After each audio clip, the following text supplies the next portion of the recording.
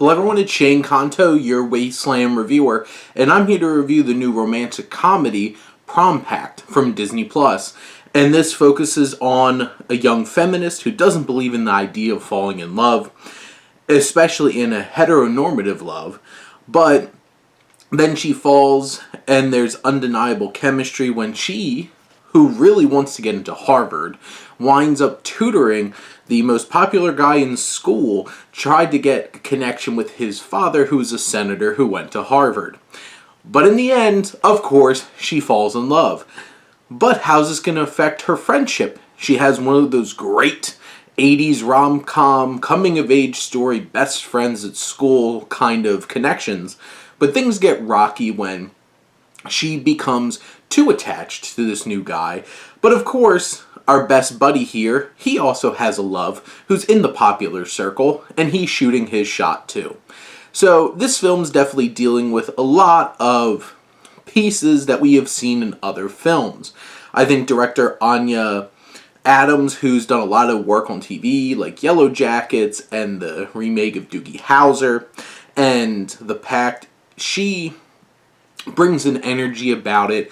It has a good pace to it. It is just under an hour and 40 minutes to begin with. It's not an entirely long film, but there's a lot of energy. And the film, based off of Anthony Lombardo's script, is trying to balance a few things where it has commentary on some of the things that aren't great about those 80s rom-com coming-of-age type stories. But then the film still tries to have a love for 80s rom-com coming-of-age stories. I do feel like there is a lack of nuance to where it feels kind of hypocritical and doesn't really feel like there's really love here. We're very critical of these 80s movies. They're so sexist.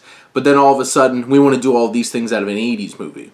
I feel like in something that was written a little stronger, you can see we have this love, but we acknowledge there's some things that aren't great that we don't want to continue. And some of these characters are really underwritten and play very specific roles.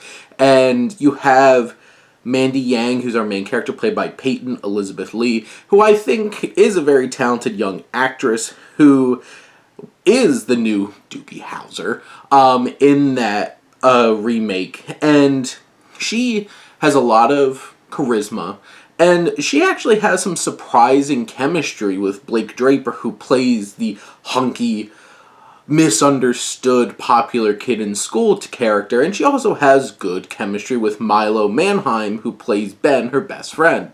The issue is, Manheim's performance a lot of the time is so over the top, it feels cheesy, like an 80s movie. Except then when they're making commentary on 80s movies, this film doesn't feel like it has the tone of one of those 80s movies. So then he feels so out there and over the top. And there's not a whole lot that Monique A. Green, this popular girl that Ben has a thing for, LaToya, has to work with.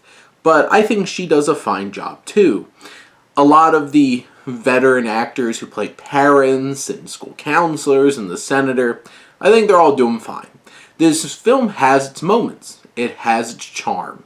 It's funny. There's great chemistry between the young cast members. So like their interactions, they pop. It works.